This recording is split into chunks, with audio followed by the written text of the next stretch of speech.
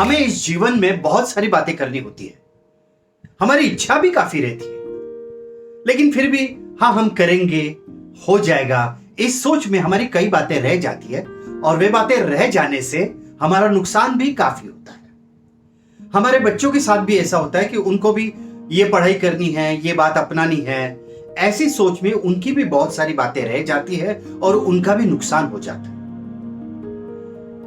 इस मानसिक अवस्था पर हमारे हिंदुस्तानी पंचतंत्र में काफी अच्छी कहानी एक लिखी गई है। वो कहानी है 3 मछलियों की। एक तालाब में 3 मछलियां रहती थी। तीनों मछलियों के स्वभाव अलग अलग थे। उन मछलियों ने एक बार सुन लिया, किसी से जानकारी मिली कि उस तालाब में मछुआरे मछलियों को पकड़ने के लिए आने वाले थे। तीनों मछलियों ने अलग अलग सोच लिया। पहली मछली ने सोचा, मुझे यहां से छूटने का रास्ता मुझे ढूंढना है। उसने कुछ रास्ता ढूंढ लिया कि कहां से वो बाहर जा सकती है जब मछुआरे आएंगे। उसने रास्ता देख लिया, कौन से दिशा में जाना है, कहां से जाना है, क्या करना है। वो जाने की तालीम भी उसने की, आदत की और चुपचाप बैठ गई। दूसरी मछली ने सोचा, मैं तो बहुत तेज भागती हूं, तो तेज भागने की वजह से मैं कभी भी भाग सकती हूं, तो मुझे कोई चिंता करने की जरूरत नहीं है। तीसरी मछली ने सोचा, मेरे पास दिमाग बहुत अच्छा है और मैं हमेशा जो भी आपत्ति आ सकती है उस पर अपने तेज दिमाग से मैं कभी भी कोई भी संकट अगर आए तो रास्ता में निकाल सकती। जब वो दिन आया जब मछुआरे उस तालाब में आ गए मछलियों को पकड़ने के लिए, तीनों मछलियों ने देखा कि मछुआरे आ गए हैं। पहली मछली ने सोच लिया, मुझे कहां से जाना है, क्या करना है। उस रास्ते से वो मछली निकल गई, उसकी दिशा में निकल गई और वो अपना रास्ता पकड़ के छूट गई। दूसरी मछली जो तेज भागती थी वो तेज भागने लगी। मछुआरे ने देखा कि ये बहुत तेज भाग रही, मछुआरे उसके पीछे पड़ते थे, फिर वो तेज भागने लगी। तेज भागते भागते भागते भागते भागते भागते वो मछली थक गई। थकने से वो बेहोश होने आई थी। वहां तक एक बगुला ने उसे देख लिया। बगुला ने उसे देख लिया कि वो मछली वहां पर एक ऐसी थोड़ी शांत ऐसी जा रही थी, थक के मारे बगुले ने उसे पकड़ लिया और फौरन खा गया। तीसरी मछली जो अपने दिमाग पर भरोसा रखती थी, उसे जैसे ही मछुआरे ने पकड़ लिया, मछुआरे ने उसको पकड़ लेने के बाद वो फौरन उड़ने लगी, फड़फड़ाने लगी।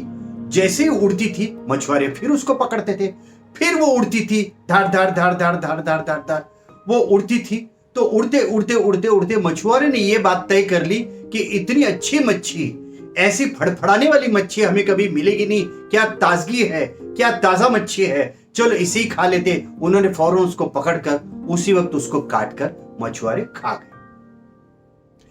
अब मुझे बताइए, इस कहानी से हम लोग क्या सीखते हैं? हम सभियों को यह सोचना है कि मैं किस तरह की मछली हूं, मैं किस प्रकार की मछली हूं। पंचतंत्र की यह कहानी अपने बच्चों को भी कहिए, सिर्फ पढ़ाई के लिए नहीं बल्कि आने वाले भविष्य में उनको किस तरह की तैयारी करनी है, आने वाले कंपटीशन में उन्हें किस तरह से तैयार रहना है, भविष्य के लिए उनको सेविंग्स कैसे करनी है। आप ये रेशियो अगर आप देखेंगे कि मोर देन 70% लोग जो होते हैं उन्होंने रिटायरमेंट के बाद के लिए किस तरह से अपना जीवन बिताना है उसके लिए सेविंग्स नहीं की हुई रहती है। यह बात उनके ध्यान में लानी चाहिए कि उनको किस तरह से जीवन बिताना चाहिए, उसके लिए कितनी सेविंग्स उन्होंने कैसे करनी चाहिए, उनके भविष्य के लिए उनका जीवन कैसा अच्छा रहे। यह हुई बच्चों के लिए बातें। लेकिन अपना क्या, आप किस तरह की मछली हो? आप मुझे एक बात कहिए, आपने आपका विल, इच्छा पत्र जो मृत्यु के बाद के लिए बंटवारे के लिए करते हैं वो आपने बना के रखा है? नहीं होगा तो आपके 3 मुद्दे हो गए, आप क्यों नहीं बनाए हैं, आपने अब तक क्यों नहीं बनाए हैं। पहला मुद्दा यह होगा कि भाई मुझे जो बच्चे हैं ना उनमें भाई बहनों का प्यार इतना है कि बस पूछो मत। दूसरा मुद्दा होगा, अरे भाई एक ही तो बच्चा है, कहां जाने वाला है, उसी को तो जाएगा। और तीसरा मुद्दा यह होगा कि क्या जरूरी है अभी, क्या जल्दी है, हमारी उम्र ही क्या है। तो एक बात ध्यान में रखिए, पहले मुद्दे के लिए हम लोग ये बात करेंगे कि भाई बहनों का अगर प्यार है तो बहुत अच्छी बात है, ये प्यार ऐसा ही रहे। लेकिन ध्यान में रखिए, वास्तव यह कहता है कि भाई बहनों का प्यार हमेशा पटवारी, जिसे तलाठी बोलते, तहसीलदार के दरवाजे तक ही रहता है। तहसीलदार का दरवाजा या तलाठी का दरवाजा, पटवारी का दरवाजा, कहीं भी हो, वहां तक उनका प्यार रहता है। और अगर वहां पर बहस हो गई तो उनका रिश्ता खराब हो जाता है। आपको अगर उनके रिश्ते अच्छे रखने हैं तो आप अभी से विल बनाकर रखिए। अब दूसरे मुद्दे के बारे में सोचते हैं, जो कहते कि बस हमें एक ही तो बच्चा है। ध्यान में रखिए, अपने बाद, बुजुर्गों के बाद, आपकी मृत्यु के बाद शायद हो सकता है कि कोई ऐसे लोग पैदा हो जाए जो कहेंगे कि भाई हमारा भी हक है। तो उसके लिए एक पक्का विल आपके पास होना चाहिए जो आप एडवोकेट को पूछकर कर सकते हैं। अब तीसरी बात जो आप कहते हैं, क्या जल्दी है, हमारी उम्र ही क्या है, हमारी उम्र कितनी कम है, ये बोलने वालों आप ध्यान में रखिए।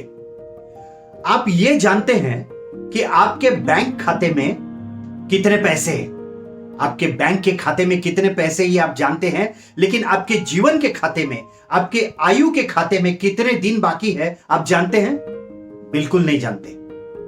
बिल्कुल कभी भी मत भूलिए, बैंक के खाते में कितने पैसे आप जानते हैं, लेकिन आयु के खाते में कितने दिन आपके बचे हैं आप नहीं जानते। आप देखते हैं ना, कोई बारात में डांस कर रहा है, उधर ही उसकी मृत्यु होगी। कोई खेल रहा है, वहीं पर उसकी मृत्यु होगी।